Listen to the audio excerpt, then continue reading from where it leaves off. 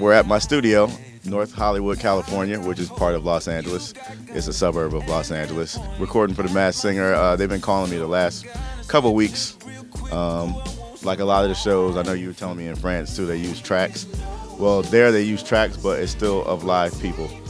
Over the years, different people have told me I need to do an album, and I was kind of like not wanting to do it, but I finally gave into it because, like I said, it's the next level, the next process, and the extension of being a drummer, or not just a drummer, or it felt like it's the next thing to do.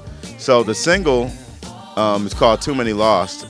It's talking about too many people being killed unarmed, like unarmed teenagers and people being killed by cops or by other people. So that's what the concept of the song is, Too Many Lost. It was written by me and a friend of mine, Gene Noble. The whole album's coming. I signed a deal with a label called Rope-A-Dope Records, and that's like Ghost Notes on there, Christian Scott. There's a bunch of our friends that we love to listen to. Too Many Lost is just the first release, but the whole album will be out in March.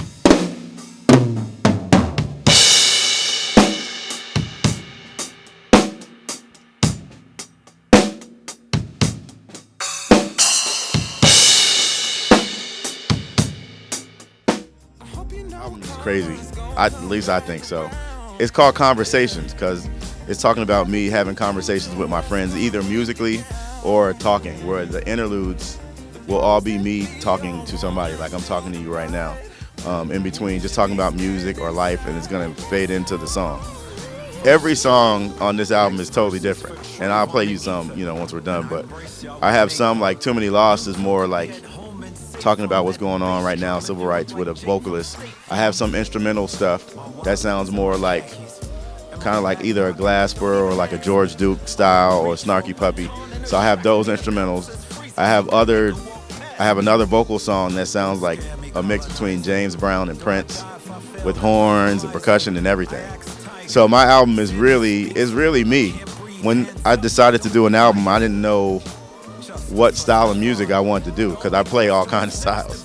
So I just literally sat right here and was like, what do I want to do? And day by day, different ideas of songs came to me, and I didn't want to be held by a style. Like, I can't do this song because it doesn't fit that style.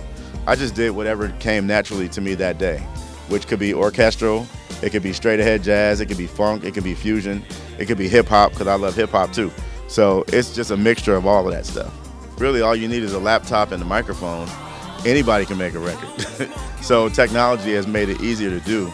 To do a good album is different. I think just because of my experience from touring and playing on records with a little bit of everybody, like over the years, I just paid attention. As I did sessions, I would always ask the engineer questions like, how does that work? How'd you mic the kick drum? How'd you do that? So by the time, as I was doing that, I was building up equipment. I was buying gear, piece by piece and just piecing it together.